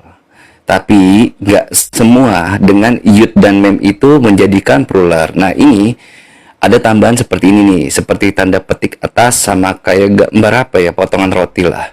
Kayak gini nih. Ini echadim, artinya kesatuan. Nah, dalam Maleakhi 2 nomor 15, di sini tidak menggunakan kata echadim, nggak ada tanda koma atas sama mem yang itu, mem yang kayak gambar potong roti itu loh. Jadi hanya echad aja. Nah, ini adalah benar-benar satu esa. Ya Bang Oki ya. Perbedaannya di yud dan mem. Perbedaannya ada di yud dan mem itu untuk menunjukkan apa? Untuk menunjukkan bahwa ini adalah bentuk kesatuan, echadim namanya. Nanti juga ada yahid dan lain-lain. Nah, terus kita balik. Nah, tadi Bang Oki juga bertanya mengenai ada nggak nabi-nabi lain itu menyembah atau sujud ke Mekah atau ke Tuhan negeri Mekah. Ya, yang nggak ada. Karena apa? Rasulullah SAW itu Rasulullah SAW itu adalah nabi terakhir yang Allah utus di negeri Mekah. Karena kita juga nggak pernah dapati bahwa bahwa utusan-utusan yang terdahulu itu pernah menyembah Theos Yunani, kan nggak pernah. Nggak ada bukti data sama sekali bahwa para utusan dari Abraham, Ishak, Yaakov, siapa lagi? Shlomo, David. Apakah dia pernah menyembah Tuhan negeri Yunani, Theos ini? Kan nggak pernah. Nggak pernah ada. Apakah mereka tuh pernah menyembah Yesus? Nggak pernah ada sama sekali kan. Dari siapa? Abraham, Ishak, Yakub, itu sama sekali nggak pernah yang namanya menyembah Tuhan negeri Yunani atau si Theos ini, kan nggak ada. Nyembah Yesus juga nggak ada. Jadinya nggak usah mempertanyakan sesuatu hal yang di kitabmu juga sebenarnya nggak ada jawabannya. Buat apa? Dan tadi juga sama sekali Bang Oki ini tidak bisa menunjukkan bukti konkret tentang ketritunggalan dalam nabi-nabi terdahulu atau yang difahami oleh nabi-nabi terdahulu, baik itu secara letterlage maupun konsep. Membawa kejadian 1, 2, dan 3. Karena ini pun pernah saya tanyakan ke Pak Bambang Nursena. Saya pernah tanyakan dan saya belum dapat jawaban. Pak Bambang Nursena, Anda mengatakan bahwa firman di situ merujuk pada Yesus. Padahal kalau kita melihat dalam teksnya, baik Ibrani itu menggunakan kata amar dan Yunani juga menggunakan kata epen, apakah itu bisa menjadikan satu hal yang sama? Kalau hasad itu menunjukkan satu hal yang sama, mana buktinya? Jadi ini adalah sesuatu yang made up, artinya sesuatu yang dibuat-buat. Tidak pernah nabi-nabi terdahulu, tidak pernah para utusan Tuhan terdahulu selain menggunakan konsep Tritunggal juga menyembah Theos Yunani.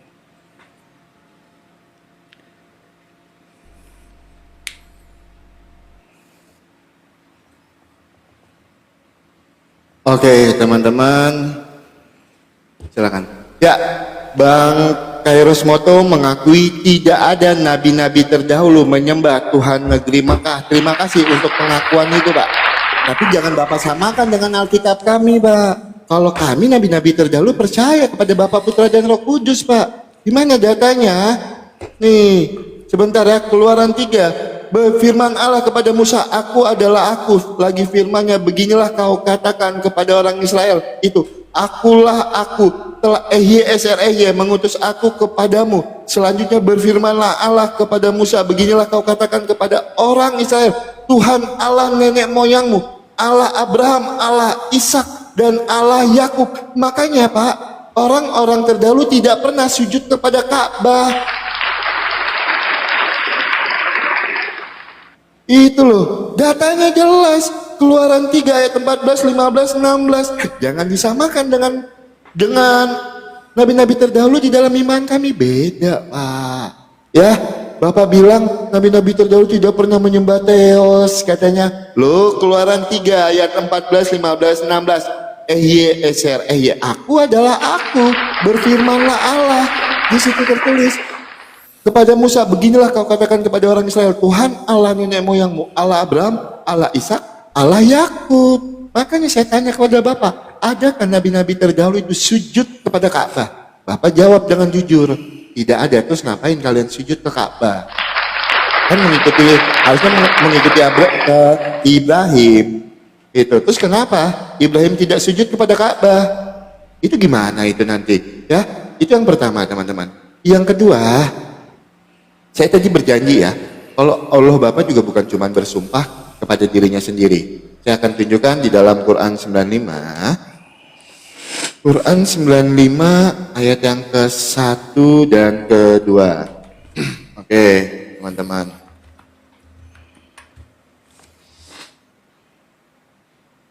Nah, di sini Allah Bapa juga bersumpah demi buah tin dan buah zaitun. Allah Bapa. Ini demi buah tin dan zaitun. Di sini siapa yang bersumpah, Pak? Demi di sini, Pak. Allah, nggak ada Allah Bapa, Pak. Iya, maksudnya saya manggil pakai Karios itu Bapak. Oh, gitu loh. saya kira saya panggil Bapak. Oh, gitu. sorry Pak. Iya. Iya. Saya kira Allah Bapa sebelah. Siap. Ini juga bersumpah demi buah tin, Bang. Ya udah aku panggil Bang. Oke. Nggak apa-apa, Pak. Nggak apa-apa, Pak. Aman-aman, Pak. Selanjutnya saya tambahkan lagi ya datanya ya. Oke, selanjutnya saya tambahkan lagi di Quran 100 ayat yang ke-1. Demi kuda perang yang berlari kencang terengah-engah. Lah di sini bersumpah juga demi kuda perang berlari kencang terengah-engah. Nih, saya tambahkan lagi Quran 68. Quran 68 sebentar ya teman-teman. Quran 68 ayat yang ke-1. Nih. Nun demi pena apa yang mereka tuliskan. Nah, di sini demi pena juga. Itu. Lah, kata Bang Kairos tadi, kalau Tuhan itu bersumpah kepada dirinya sendiri karena memang tidak ada yang lebih tinggi daripadanya. Makanya saya buktikan di dalam iman Kristen, Tuhan kami tidak pernah bersumpah demi kuda yang terangkat. Tidak pernah, itu di dalam iman kekristenan, ya. Nah, tapi saya berterima kasih dengan Pak Kairos. Pak Kairos ini salah satu orang yang jujur ketika saya bertanya, adakah nabi-nabi terdahulu sujud kepada Ka'bah? Pak Kairos dengan lantang menjawab, oh tidak ada. Tapi Pak Kairos mengklaim kalau di dalam iman kami juga tidak ada yang menyembah kepada Tuhan Allah Israel. Oh ada, saya tunjukkan datanya. Keluaran 3 ayat 14-15. Itu ada di dalam iman kami. Ya, nanti boleh silahkan ditanggapi Pak Kairos Moto. Ini waktu saya 5 menit lagi untuk closing statement ya, untuk mempertegas poin dari diskusi kita sore ini. Terima kasih. Ya, buat teman-teman Kristen, kencangin dulu tap-tap layarnya teman-teman, karena sudah tidak ada sih yang saya bahas ya. Pak Kairos Moto sudah jujur menjawab pertanyaan saya kalau memang tidak ada nabi-nabi terdahulu itu sujud ke Ka'bah. Ya, jadi saya nggak tahu tiba-tiba muncul sujud ke arah Ka'bah itu berarti itu ajaran yang diajarkan oleh Nabi Muhammad, sedangkan nabi-nabi terdahulu tidak melakukan itu ya teman-teman ya. Itu silakan nanti Pak Kairos tanggapi. Oke teman-teman, sebentar kita akan closing statement ya teman-teman ya.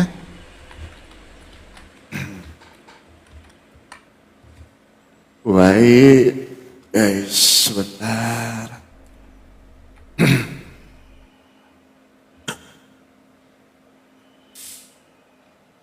Silakan diterima Pak Kairos. Oke. Ya, buat teman-teman Kristen, teman-teman Muslim, Pak Kairos Moto, terima kasih untuk diskusi yang luar biasa. Ya, jadi dari poin-poin yang kita sampaikan, teman-teman, kita boleh lihat ya teman-teman ya. Saya berulang kali bangga dengan teman-teman Kristen. Buat pengikut-pengikut Kristus lainnya, saya harus sampaikan ini berulang kali teman-teman. Dan diskusi ini hari ini juga membuktikan itu lagi. Ketika orang Kristen ditanya, Alkitab tidak butuh support dan dukungan dari kitab-kitab lain untuk menjawab setiap pertanyaan tentang iman kekristenan. Ya. Jadi orang Kristen itu Alkitabnya sanggup menjawab apapun tanpa butuh support dan dukungan dari kitab-kitab lain untuk menjawab setiap pertanyaan. Kami cuma buka Alkitab, cari jawabannya, atau lihat ayat sebelumnya, lihat ayat setelahnya, pasti ada jawabannya. Itulah Alkitab yang sempurna. Nah, tapi Pak Kairos Moto tadi menggunakan Hosea 1 untuk menjawab pertanyaan saya terhadap iman Pak Kairos Moto. Kenapa Tuhan bersumpah kepada dirinya sendiri? Dijawab menggunakan Hosea 1. Itu tandanya teman-teman, Alkitab kita sempurna. Bukan cuma dipakai oleh pengikut Kristus, bukan cuma dipakai oleh orang Kristen, bahkan orang-orang di luar kekristenan menggunakan Alkitab kita untuk menjawab pertanyaan kepada iman mereka. Ya.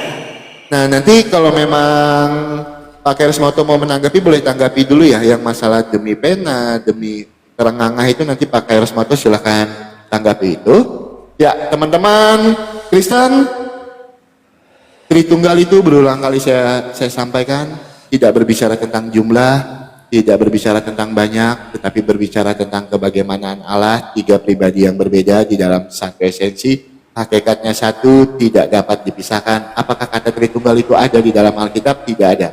Saya katakan kalau tertulis letter lex Tritunggal gitu, sama kayak kata tauhid di dalam iman Pak Kairos Moto. Kalau ditanya adakah tauhid secara letter lex, itu tidak ada. Sama di dalam iman Kristen. Kalau ditanya apakah ada Tritunggal tertulis secara letter lex atau tertulis, itu tidak ada di dalam iman Kristen, teman-teman. Tapi Kejadian 1 ayat 1 sampai 3 itu sudah menjelaskan tentang kebagaimanaan Allah, tentang ketritunggalan itu ya teman-temannya, tiga pribadi yang berbeda di dalam satu esensi. Hakikatnya satu, tidak dapat dipisahkan. Matius 28 ayat 19, jadikanlah semua bangsa muridku dan baptislah mereka dalam nama Bapa, Putra dan Roh Kudus. 1 Yohanes 5 ayat yang ke-7, sebab ada tiga yang memberi kesaksian, Bapa, Putra dan Roh Kudus, dan ketiganya adalah satu. Ya, jadi orang Kristen itu juga tidak pernah melantik manusia menjadi Tuhan, tetapi Sang Firman yang menjadi rupa manusia. Terus juga di dalam Kejadian tadi, kenapa berfirman di situ menggunakan kata amar? Karena itu adalah sebuah perintah. Sedangkan di dalam Yohanes 1 ayat 14, Firman itu telah menjadi manusia, makanya dia di situ menggunakan kata logos, karena Firman itu telah menjadi manusia. Ya, buat teman-teman Kristen, terima kasih banyak yang sudah membagikan gift-nya, sudah tap-tap layar, terima kasih banyak. Saya cuma mau sampaikan Filipi 2 ayat yang ke-10 sampai ke-11, supaya dalam nama Yesus bertekuk lutut segala yang ada di langit, segala yang ada di atas bumi, segala yang ada di bawah bumi, dan segala lidah akan mengaku Yesus Kristus adalah Tuhan bagi kemuliaan Allah Bapa. Dan nabi-nabi terdahulu dan murid-murid Tuhan Yesus juga tidak pernah menyuruh kita untuk menyembah Allah lain selain Bapa yang adalah sang sumber di dalam iman kekristenan. Ulangan 13 ayat 1 sampai 5 jelas menjawab apa yang dikatakan di dalam Keluaran 20 ayat yang ketiga. Kalau ada kata-kata saya yang menyakiti hati Pak Kairos Moto, saya minta maaf. Ini cuma sekedar diskusi, panas boleh di dalam berdiskusi, tetapi jangan dibawa untuk membuat kita jadi bermusuhan. Mungkin kita akan atur tema-tema selanjutnya untuk kita berdiskusi, tapi kalau bisa malam hari lah ya, biar lebih enak gitu. Kalau sore ini agak sepi gitu, kita boleh diskusi mungkin di atas jam 10 atau hari Minggu. Hari Minggu aku bisa. Hari Minggu aku bisa jam bisa. Saya hari Minggu ikut ayah ke kota biasanya. Pada hari Minggu ku turut ayah ke kota, naik delman istimewa, ku duduk di muka. Gitu ya teman-teman ya. Siap. Oke, saya minta maaf secara pribadi kalau ada perkataan saya yang menyakiti Kairos Moto. Ini cuma diskusi, panas saat diskusi itu biasa, tapi setelah Setelah itu kita selesai, lawan aku aja kata Bang Faruk. Kau belajar lagi Bang Faruk ya, jangan cuma bernarasi tanpa data dan dalil. Pakai Resmoto 5 menit. Oke. Taruh saya terima dulu. Belum diundang Pak.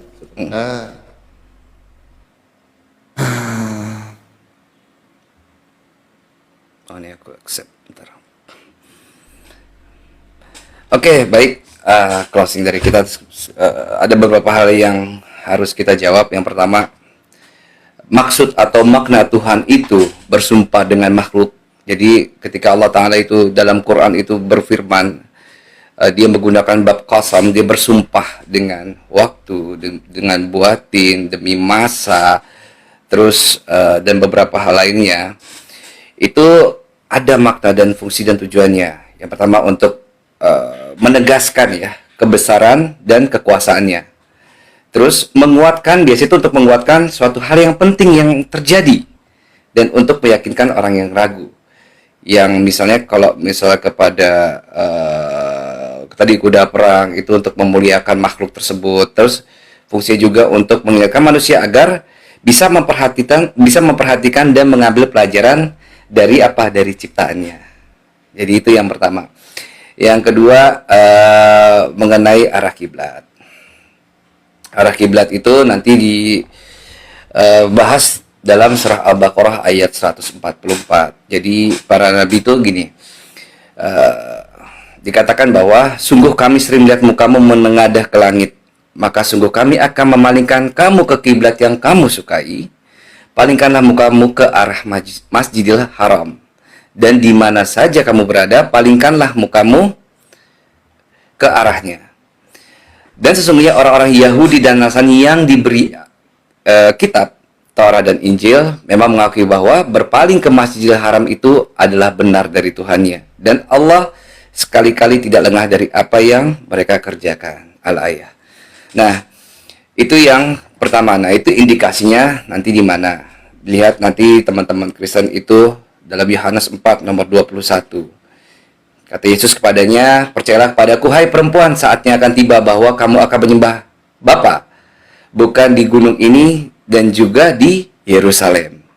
Yesus sudah mengindikasikan akan ada perpindahannya. Perpindahan arah kiblat. Jadi pada saat zaman Yesus ada, itu sudah terpecah. Orang Yahudi itu dibagi dua. Yang Yahudi Shomeri itu tuh ke Har Gerizim, yang Yahudi Selatan itu ke Yerusalem. Nah, jadi Yesus itu sudah memberitahukan, mengindikasikan dalam Yohanes 4 nomor 21 bahwa nanti itu ada perpindahan kiblat. Bahwa percaya padaku hai perempuan, saatnya akan tiba bahwa kamu akan menyembah Bapa bukan di gunung ini, maksudnya Har Gerizim, dan juga bukan di Yerusalem. Tuh. Terus mengenai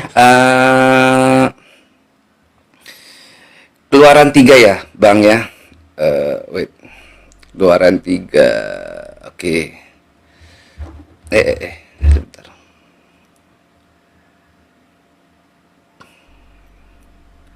Oke, Keluaran 3 kita flip kamera.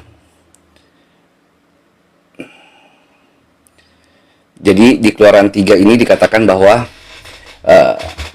Keluaran 3 firman Allah kepada Musa, aku adalah aku, lagi firmannya beginilah kau katakan pada orang Israel itu, akulah aku telah mengutus aku kepadamu. Nah ini, jika teman-teman itu terlalu bergantung pada terjemahan, ya kan terjadinya seperti ini.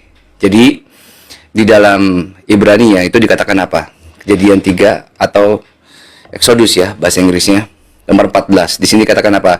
Vayomer Elohim El Moshe Ehye Asar Ehye Vayomer Kotomar Levni Israel Ehye Silachani Alechem. Nah dikatakan bahwa bukan aku adalah aku, tapi Ehye Asar Ehye ini dari kata Hayah. Maksudnya apa? Dia yang telah ada. Jadi Ehye Asar Ehye itu dari kata Hayah Hovevayye, disingkat dengan Yudhevave. Jadi dia yang telah ada, dia yang ada dalam bentuk sekarang, dan dia yang akan datang, dia yang akan ada dalam bentuk future. Jadi bukan aku adalah aku. Kalau aku adalah aku, ini akan berubah teks. Jadi apa? Ani wa ani. Tapi di sini tidak menggunakan ani, hu, ani, tidak, tapi menggunakan ehye, asar ehye. Jadi terjemahan ini sekali lagi, kalau memang Bang Oki untuk ya inilah, kalau iman yang bergantung kepada terjemahan ya jadinya seperti ini. Ya, jadi itu teman-teman, closing dari saya. Terima kasih Bang Oki buat diskusinya yang enak. Next Siap. time kalau memang kita ada waktu kita Kita bisa atur jadwal lanjutkan selanjutnya. lagi. Hah? Oke, siap. Bang Keros, selamat sore. Siap, Izin thank you, pamit thank you. ya, Bang, ya. Oke, yuk. Thank you. Sama-sama. Yo, thank you. Nah, terima kasih teman-teman. Wah, mantap. Terima kasih banyak semuanya atas supportnya.